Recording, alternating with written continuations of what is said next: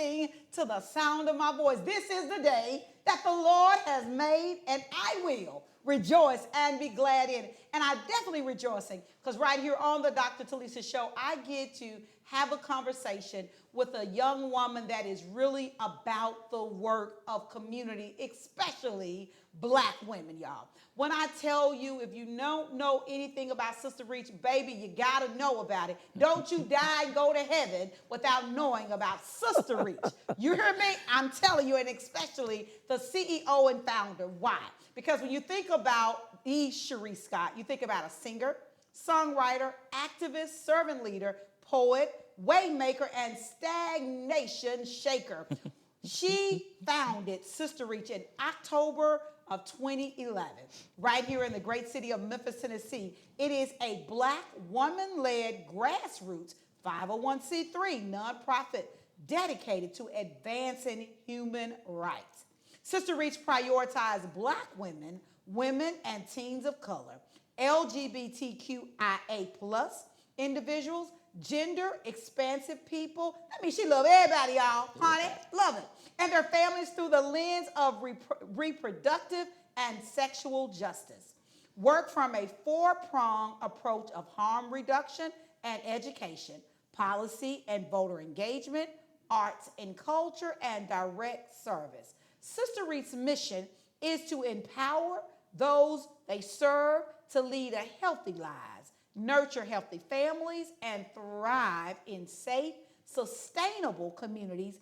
Their efforts span local, state, regional, national, and international levels to drive meaningful impact. Will you help me welcome to the Dr. Telisa Show, the one and the only, the Cherrise Scott. Hey, sis, how are you? Hey, sis, how are you? I'm amazing. Thank you for what you do. I can never thank you enough. And every day of my life, I rock Sister Reach. I got my keychain, so I got a gold one and a black one, and it's on my keys. So wherever I go, I rock Sister Reach. And awesome. I love when somebody say, "What's this mean?" Let me tell you what it means. Yes, it's Sister Reach. Thank and you. I talk about you because I think as black women, we don't celebrate each other enough. Correct. The great work that we're doing. Absolutely. And you do the work not for you. You do the work for others. And still it blesses me to do it. Yes. So that's the great part. So why? You know, before you came in, I was telling somebody about the Pearls Pantry. There's so many different layers of Sister Reach. But why do you do this? Because you could have been doing anything else. I love people. Right. And for me, it's important that folks who are navigating poverty, folks who are unseen, folks who are unheard, folks who are, you know, as the Bible says, the least of these, right, that somebody has to care, somebody has to do our part, right? And so Sister Reach is just doing our own part here in Memphis, among so many others, yourself included, to include people, to amplify people, to support folks, so that they can live a life of abundance, right? So I just believe that whole scripture, John 10:10, that God came that we might have life and that more abundantly, right? And with that, it's important to me that we do our part to curate abundant live experiences for people, and allow folks to thrive. I mean, this is just our reasonable service as our neighbor, as to take care of our neighbor. It's our reasonable service. And so that's what we do at Sister Reach. And one thing I love that you do at Sister Reach is make sure everybody feel valued and seen. Absolutely. Especially in a world where there's so many attacks on DEI. There's so many attacks on same gender loving people that just love, right? And I tell people, the Bible I read, it said God is a God of love, right? And inclusion. But we choose when we want to love, when we don't want to love, right? Absolutely. But you have always been on the forefront and said, sis, whatever you decide, we're here with you. We're here with you. Yeah. And that's when I think about Sister Reach. You reaches out to all sisters, not just a certain selection of women. No. You help everybody. Yeah, and even though we are Black folks prioritized, we help everyone. We're the only reproductive and sexual justice organization in the state. We're the only one, of course, here in Memphis, Tennessee. We don't turn anyone away, right? So we have our Care on Hand program, which allows for folks to be able to come and exchange their syringes to get clean syringes. The majority of those clients are white men, right? We have our Pearls Pantry program that services community with food, clothing, baby items, senior items. We have a nice mixture of black, brown, and white clients that come to our pantry, right? Male and female, elders and young folks, teen mamas, teen fathers, as well as our seniors who depend on our pantry month to month. And so we do that work because we can't leave anybody behind. We do that work because Black women take care of everybody, right? And so with that understanding of the ways in which we move culturally, we do that at our organization. But because we are in Memphis, because Memphis is predominantly African American, we prioritize the community that reflects our lived experience, and we prioritize those who are most marginalized in our community. And in this community, unfortunately, that is Black people. And so we make sure that we prioritize Black folks in our community. Thank you. And there is a piece right now that many people may not know, the stats for HIV amongst Black women Absolutely. in our community Absolutely. are alarming, right? Absolutely. You have created a program. You created something to answer the call for the need. Absolutely. You, me, HIV. Absolutely. Talk about that. That's deep. Yeah, so in 2019, well, let me back up even before 2019. When I first started Sister Reach in 2011 and I did a 1-year needs assessment with all types of folks, funders, advocates, folks on the ground, neighborhood kind of gatekeepers, if you will. What is something that Sister Reach could do? What is a void that needs to be filled? And what I heard more than not is that Black women were not at the Capitol at the ways that we needed to be, speaking on issues around reproductive health and rights, speaking on issues around LGBT inclusion, speaking on issues around youth support and youth justice, those types of things. And so one of the other questions that I asked was, who is doing the work on behalf of Black women living with HIV in Memphis? And I was told, well, that's not a significant population that has HIV, and so there really isn't any focus. And I was like, I'm sorry, what? Right? Because for me, right, Black women not only take care of the entire community, many times we are navigating the issues that community is also navigating. And for me, that also included HIV. Black women are, I would say, among the most sexually diverse. And so a Black woman could be heterosexual, but could willingly and consensually be having an intimate relationship with someone who might be bisexual, right? Or someone who might identify of trans experience, right? And or we are the mamas of everyone. We are taking care of our community. And so for me, I just thought that was short-sighted even then. But I wanted to respect what I was told. I made sure to keep Black women and Black youth as a part of who we wanted to be targeting around comprehensive reproductive and sexual health education. But then in these recent year or so, we've heard that Black women have the newest highest new transmission rates among Black community members in our city.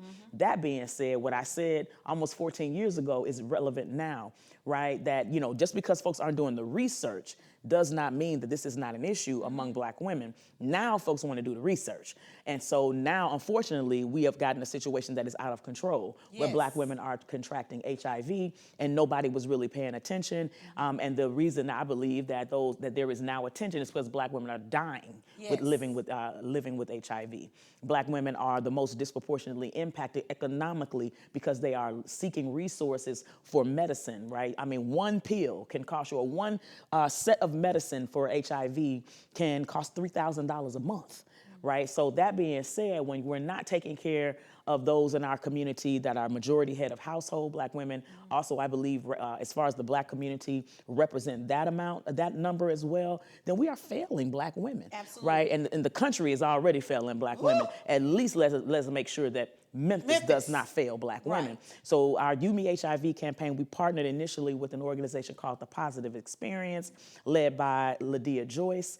And we wanted, because Lydia was living out loud with an HIV diagnosis, but also with a vantage point of thriving and living with HIV, we wanted to partner with her, right? Fast forward to 2024, we brought Lydia on as a consultant, and at the top of this year, she became our first and now our only, right, Yeah. director of marketing and communications because of her long history of working in marketing and communications. And so now we bring the You Me HIV campaign back. The first one was a focus directly and squarely on Black women. This time, it is a status neutral campaign to ensure that all Black folks are having conversations, regardless of your gender, your orientation, your age, right? Because we are also missing out on our seniors. Yes. Our seniors are also contracting HIV, Yes. right? Especially seniors that are living in nursing homes and senior living facilities, right? Just because you are over 65 does not mean that you're not having sex.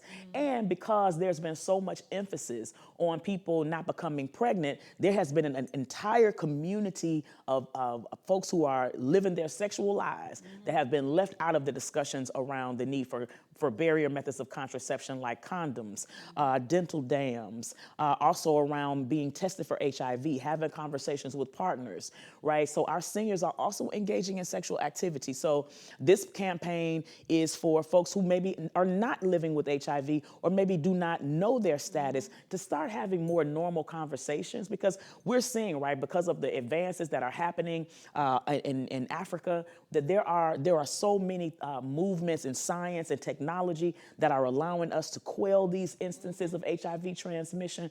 But though we, and I know how we try to act like, Western medicine has continued to fail what we do indigenously to take care of ourselves from the continent to this continent around science and medical advancement.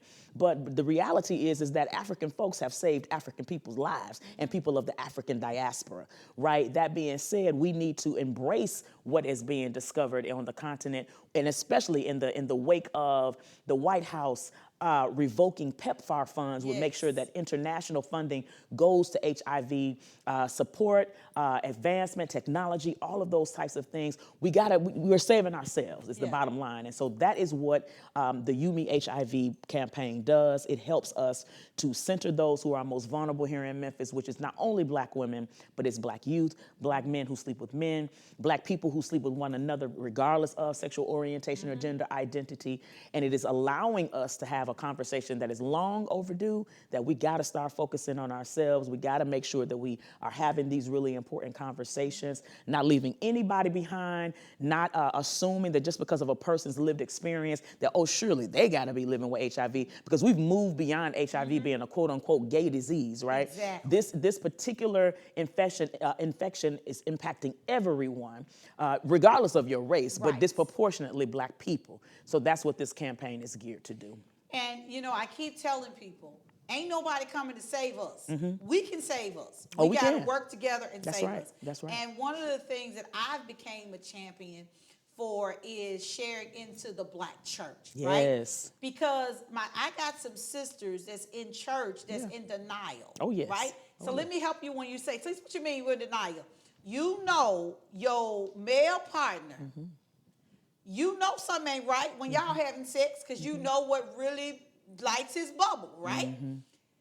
Get what you need to make sure you're safe and stop lying to yourself, right?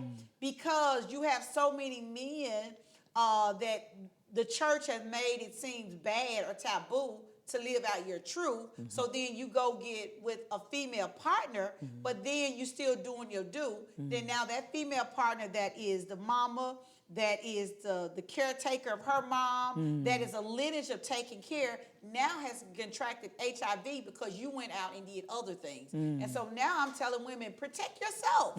Get the knowledge you need for yourself.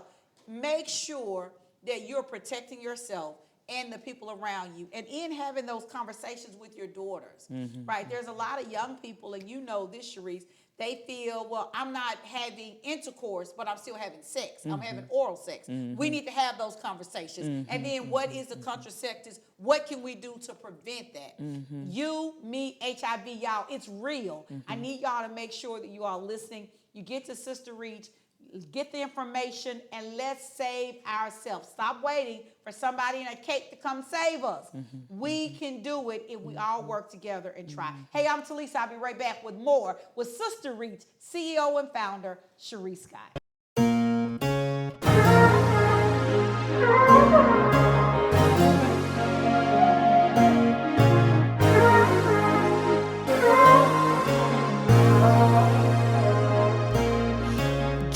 the rhythm and feel the beat in our community where we're all complete. With Dr. Telisa, let's take a stand. Together we'll grow hand in hand. From the Dr. roots of Telisa history Show. to dreams we chase, Dr. Talisa Franklin shines a light on every face. In At the every Dr. heartbeat, Telisa there's Show. a story to tell. Gotta keep the culture celebrated as we excel here at the Dr. Talisa Show. It's time for an upgrade. Let's upgrade your skincare routine. If you suffer from acne scars, dark spots, or severe hyperpigmentation, you need the Tones by Coco Brightening Moisturizer, Rapid Dark Spot Corrector, and you have to try our Kojic Acid Sea Moss Soap. These products work so fast, you can see results in just 7 days. You have to try. Shop now and get 10% off your first order at tonesbycoco.com.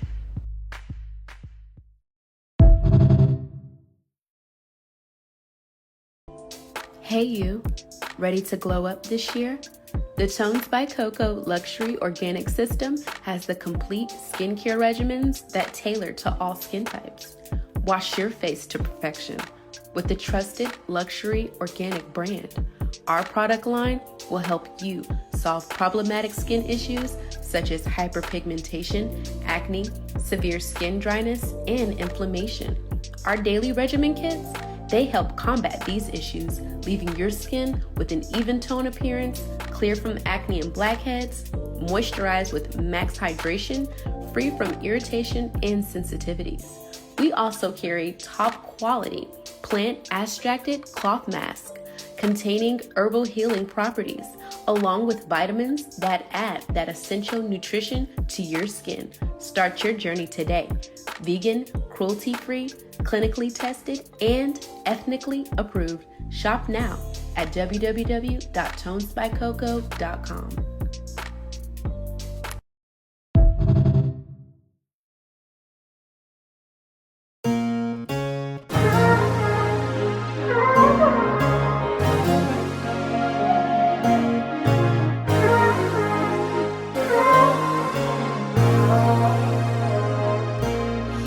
Join the rhythm and feel the beat in our community where we're all complete. With Dr. Telisa, let's take a stand. Together we'll grow hand in hand. From the Dr. roots of Telisa history Show. to dreams we chase, Dr. Talisa Franklin shines a light on every face. In At the every Dr. heartbeat, Telisa there's a Show. story to tell. Gotta keep the culture celebrated as we excel here at the Dr. Talisa Show.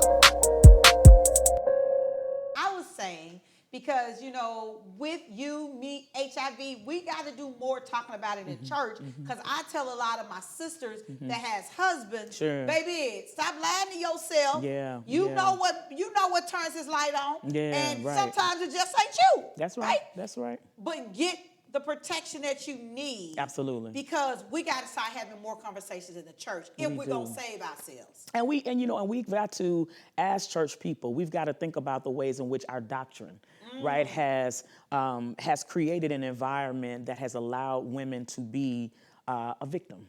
Right, we've got to, the ways in which that we talk about submission, the ways that we talk about obeying, the ways that, we talk about, we kind of position marriage as a prize for her and not necessarily a responsibility and a prize for him, right? So when we're thinking about HIV, we're not just thinking about it in a situation where let's just say the male partner may be out, and having sexual situations that may or may not be with somebody who might be of the LGBT community. We're talking about heterosexual folk who are also out in these communities committing adultery. You're doing it on the sneak. And so what you're not doing is doing the leg work of making sure that you know that your partner's status, whether or not you're on the sneak or not, right? If you are going to love your partner, whether you are the female, the male, or the gender expansive partner in the relationship, the least you could do to protect your partner at home is to know who you are sleeping with and know their health status, right? So, I just wanted to make sure that when we think about HIV, when I work so hard, and I'm not the only one, to make sure that we are being representative of all of the folks who are having sex, right? Because same thing for that woman. If it's you who are in the community or you're out in the streets and you have a relationship with somebody who is not your partner, your husband, your wife, whomever, right? The least you can do to protect your person at home is to make sure that you have a conversation with the person that you're having sex with outside of the home, right? So that we can protect our full families. And we've got to be more responsible as the church about making space and room for conversations around sex, around sexual health responsibility, Yes. right? We've been really lucky to partner with churches, both Baptist, Church of God in Christ, Assembly of God, different types of churches where they've allowed us to come in and talk to their young people, but also talk to their married folks, their seniors and their young adults, right? About sexual health issues that can arise, not just HIV, right? Because Memphis has an issue with gonorrhea, chlamydia, Yes. and syphilis also, And right? STDs is on the Herpes, rise. right? Yes. So we've got to talk about all of these. And some of the churches that we've been able to work with have allowed us to leave our pleasure packs with them, right? They've allowed us to come in and do our vacation body school workshop so that we can talk about, what's happening in our community so that seniors all the way to the young folks who are experiencing sex for the first time, going through puberty, that everybody is equipped and everybody has the tools and the information. That's our responsibility, right? So we're not doing, so shout out to all of the churches that have allowed Sister Reach to come into your sanctuaries and have these really important conversations with your membership. Because for us, HIV is no respecter of person. Chlamydia, gonorrhea, herpes, syphilis is no respecter of person. And so then with that, we can't not be selective based on bias or based on assumption or stereotype about who may or may not be living with any manner of a sexually transmitted infection, including HIV. And even when you think about the church, Yeah. I am one because I hear so many church people, and not all people, but some, they always want to pull up about homosexuals, right? Absolutely. And I make this statement to many of my pastors, and they know I'm unapologetic about it. If you're going to talk about the homosexual, I need you to talk about the fornicator. I need you to talk to somebody that's sleeping with somebody that ain't their wife or ain't their husband. So in my Bible, it says sin is sin. But I don't necessarily call homosexuality sin. I'm finna tell you. But I'm just saying, if you want to say this is sin, Right. then you say this is sin. Absolutely. That's what I mean by saying sin is sin. If you want to call this a sin, and then this is a sin. So tell me why you want to not talk about it. Right, But we choose what we want to discuss, and we don't want to discuss the issues what sometimes is right in our families our intimate circle versus having those hard conversations early versus having to deal with them later when that person could have had an extension of life if you would have been open and made them feel like you was condemning them or making them feel bad, but they don't want, I've had somebody I love that was afraid to even get the medication that had HIV that didn't have to die early, but the church made them feel so not valued. So they didn't want nobody to know. But at the end of the day, when they died, everybody knew. Everybody knew, right? Right. So why not have these conversations? And this is why I say church is complicit in the harm. Yes. Right? There was when I first started Sister Reach in 2011, I would say maybe around 2012, the Human Rights Campaign came out with an expose about Black women living in Mississippi who had contracted HIV.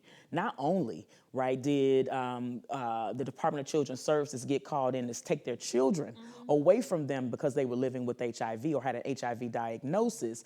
In some of the smaller areas, they would, your pharmacists go to your church, right? Your pharmacists know your pastor. Not only were folks violating HIPAA and telling everybody about people's statuses, they were taking their status and putting it on their door.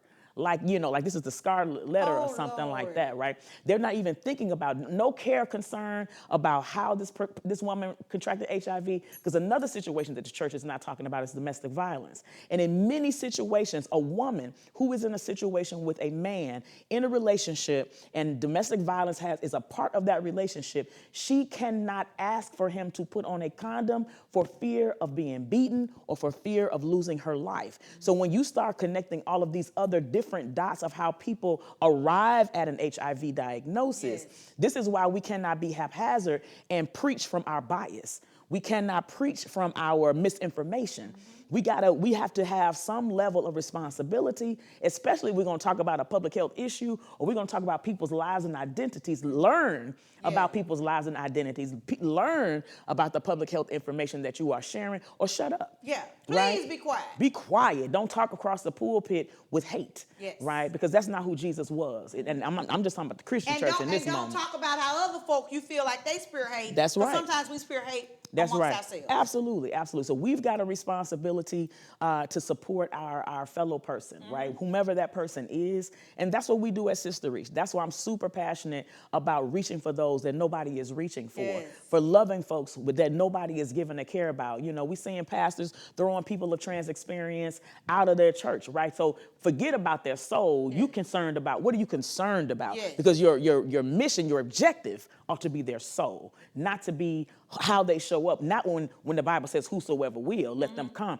That includes the person of trans experience. Imagine if God would have thrown away the eunuch. God didn't throw the eunuch away. Not only did God not throw the eunuch away, God amplified and talked about God's love for the eunuch. That is a person that is gender expansive. That was a person of different experience sexually as far as their gender identity in the Bible. So again, if we're gonna talk Bible, we better talk it right.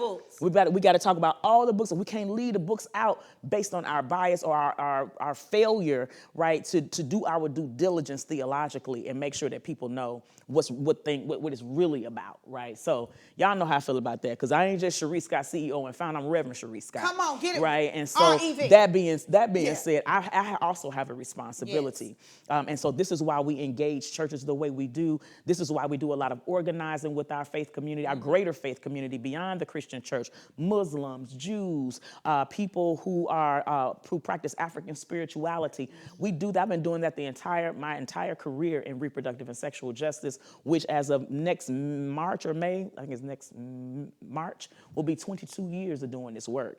I was invited. I'm passionate. Like, I was hired. One of the reasons I was hired was to mobilize, educate, and galvanize clergy around issues of reproductive and sexual health, to amplify that reproductive justice is saying align with the way that text talks about love, inclusion, and the ways that we ought to care for each other. And I want to tell people that when you hear the Reverend Cherrise Scott, y'all, it's real. And I am so for real about us opening the book and showcasing the book of love. My daddy taught me, anybody hear my granddad says, he said, you are the only Bible That's it. that a sinner is reading. Period. What is this sinner reading about you? What and are they I'm reading? believing that I want a sinner to say, oh, that girl love everybody. And I do. That girl show love just not out of my mouth, but with my heart. Love is an action word. It is. And I love how you love, but I also love how you be intentional about putting on experiences. I don't call them events. These are the experiences. Absolutely. Y'all, let me tell you, save the date, October the 8th through the 11th. I need y'all to understand there's something so powerful that is happening in our city, and it's the Faith Advocacy and Religion Symposium. Yes. Listen, the Reverend Cherrise Scott. Baby, she done brought another powerhouse. Y'all, I don't even know if my head gonna be able to handle it. Dr. Jamal Bryan, he just sees it like he see it. If it's an A, it's an A. If it's a B, it's a B. He ain't sugarcoat nothing. Never. This is gonna be a sacred resistance. Tell me about it. Right. So we are excited. Yeah. This is going to be the 5th year that we are holding our Faith Advocacy and Religion Symposium. Every year it gets better and better and better. And, we call it a symposium, but you are absolutely right. It's an experience.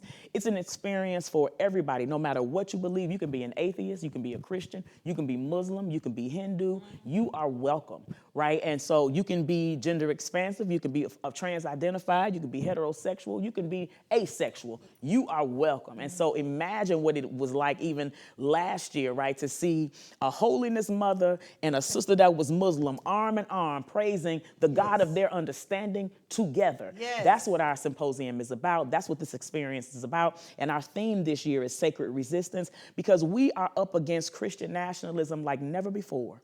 Right, we are up against a structure, a monster even that is only has one objective, which is to elevate the white experience and the white person in this country on the backs of everybody else, at the expense of everyone else, right? And that is problematic for us. And it is not just problematic because of the spiritual issues around it, it's problematic because of the political aspects of it and the ways that it threatens democracy, right? And so this symposium is designed to bring folks together. On the 8th is our pre-track day. We will have religious scholars, we will have seminarians, we will have clergy, including my pastor, Reverend Dr. Gina Stewart, who will be in a conversation with Bishop Marble out of Nashville, coming together just to talk about what has it been like to do social justice work, human rights work at the intersection of your faith and leveraging your own church to be able to do that work in community. We are called to evangelism, right? We are all called to teach, to reach. And so we're going to hear from them and so many others, national partners coming in from around the country to talk about their entry point of doing work with the religious communities at the intersection of their social justice issue. It might be environmental justice. It might be anti-Black violence. It might be gerrymandering and redlining. So we're having these folks. That's on the 8th. Then on the 9th is when we start the symposium. I will be our opening speaker on the 9th. Dr. Jamal Bryant will be doing kick off our RJ Revival as a part of that. That's when we having church, y'all. We just having church. That's basically what it is. And he will be coming as we know that he will, as we know that he can. And then the next day we have I believe we have Bishop Marble the next morning. No, we have Dr. Jerry Wright, who is Brian. I'm getting them all wrong, but we're having her to come on and to also speak to us. So we'll have speakers throughout the entire conference. Bishop Vanessa Brown closes us out. We will hear from Baba Lau, who is out of the Ifa tradition. We will be hearing from Bishop Yvette Flunder, who's sending us a video because she is out here busy and she's booked and busy, and she's normally with us, but we'll get a chance to hear from her. We're opening up with African drums. We're closing with libations and intention. This is a multi-religious opportunity for us to come together, learn. We'll have workshops, we'll have panels, we'll have speakers, but we're gonna have some doggone good singing, because y'all know, for those of us who follow me, y'all know I'm a singer.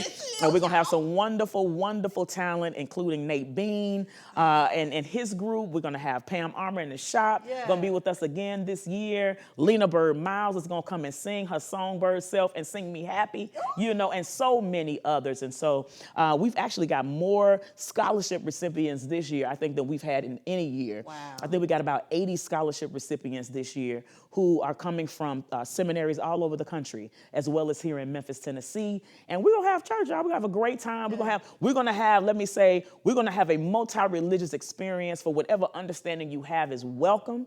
Right? And we want to see everybody there. The registration is still open. We try to keep the fee very nominal for folks to be able to attend. We got folks coming in from all over America. And so this is the thing. This is our contribution to the reproductive and sexual justice movement, to the human rights movement. This is our contribution to democracy, right? Because we've got to, this is what we know to do as Black people. This just continues the trend of what we were doing in the civil rights movement, bringing folks together in one space and place, whether it be in the church or in somebody's home, whether we be in a tent revival outside, but we're bringing folks together to talk about what is happening in this current political moment. And I know a lot of folks say, I'm a Christian, I don't have time to be a part of politics. Oh, baby, you better. But that's not Bible.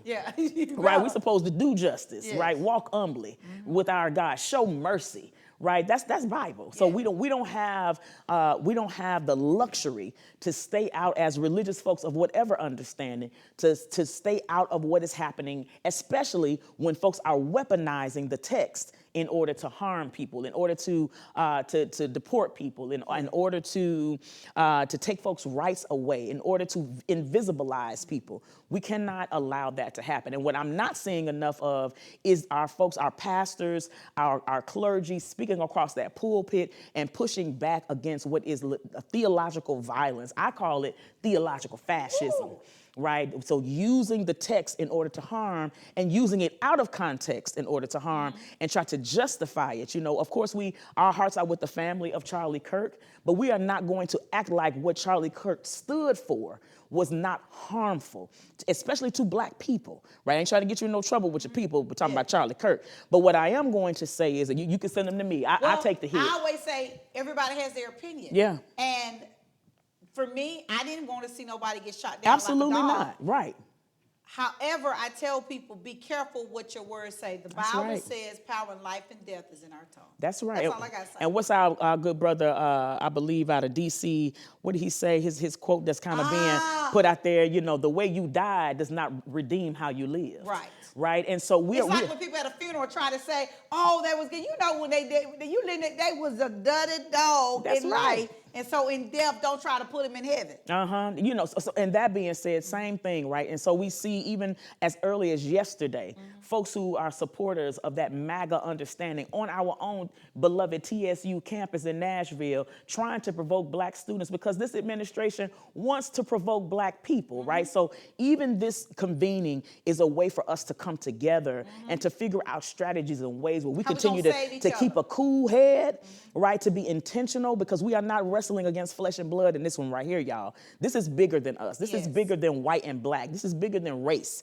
This is spiritual wickedness in high places, right? This is all of the ways in which we are really dealing with now. You know, we're seeing it come to bear years and years of not being a part of this political process, but we cannot stay at home. We've got elections coming up next year. Get out. We got to get out. We got to register. Young people register to vote. We got to do it, y'all. We have to do it. And so that's some of what we will be talking about. But we'll have panels about HIV. We'll have panels on black maternal health. We've talked about a variety of issues over the last 5 years, but we'll be talking about environmental justice. We can't, you know, it is also there must be a religious standpoint to XAI.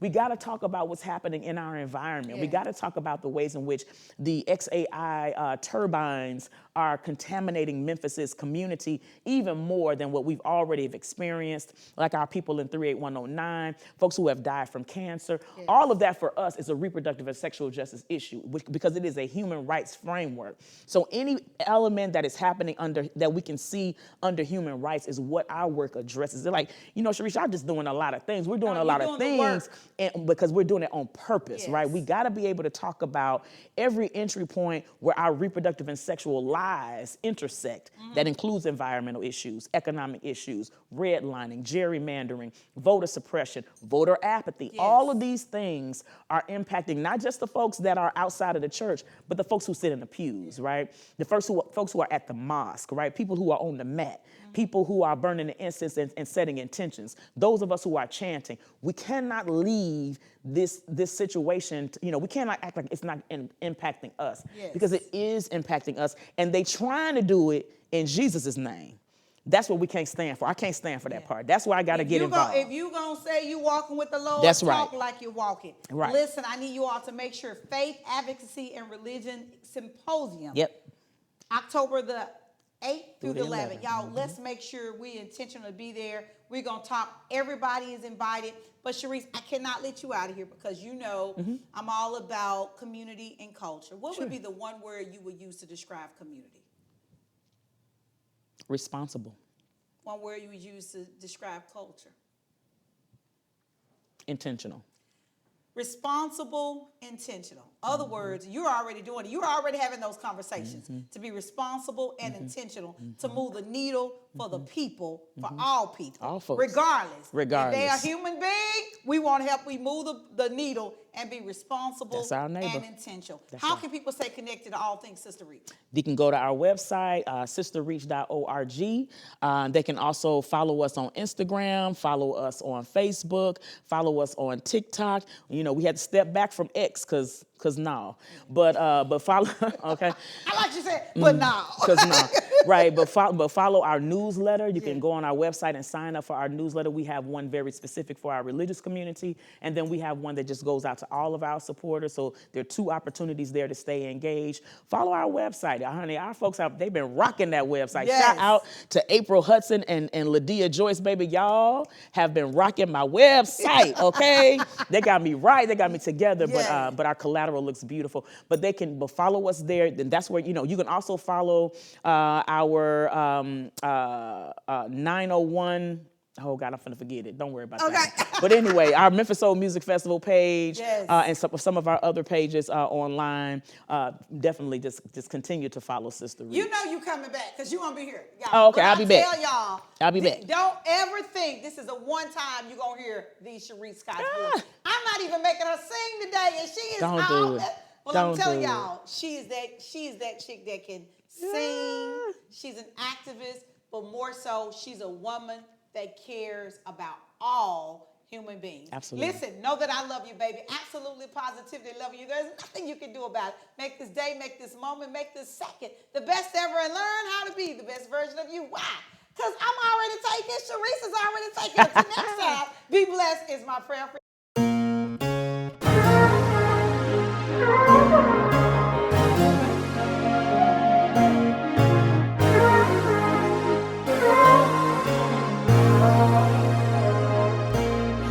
Join the rhythm and feel the beat in our community where we're all complete. With Dr. Telisa, let's take a stand. Together we'll grow hand in hand. From the Dr. roots of history Show. to dreams we chase, Dr. Telisa Franklin shines a light on every face. In At the every Dr. heartbeat, Telisa there's Show. a story to tell. Gotta keep the culture celebrated as we excel here at the Dr. Telisa Show. It's time for an upgrade. Let's upgrade your skincare routine. If you suffer from acne scars, dark spots, or severe hyperpigmentation, you need the Tones by Coco Brightening Moisturizer, Rapid Dark Spot Corrector, and you have to try our Kojic Acid Sea Moss Soap. These products work so fast, you can see results in just 7 days. You have to try. Shop now and get 10% off your first order at tonesbycoco.com.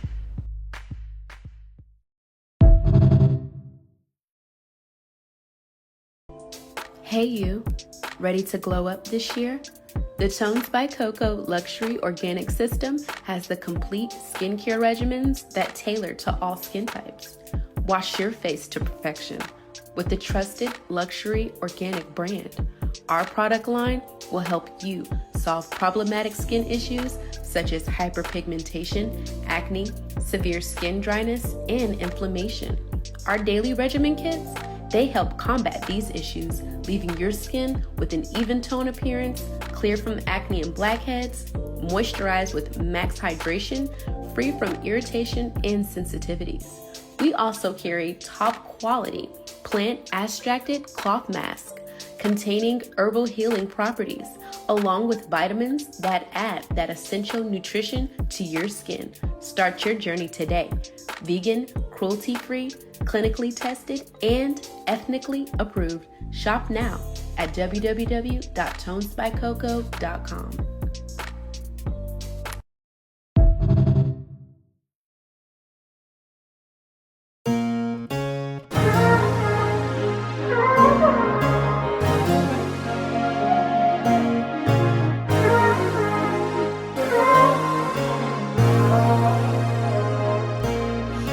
Join the rhythm and feel the beat in our community where we're all complete. With Dr. Telisa, let's take a stand.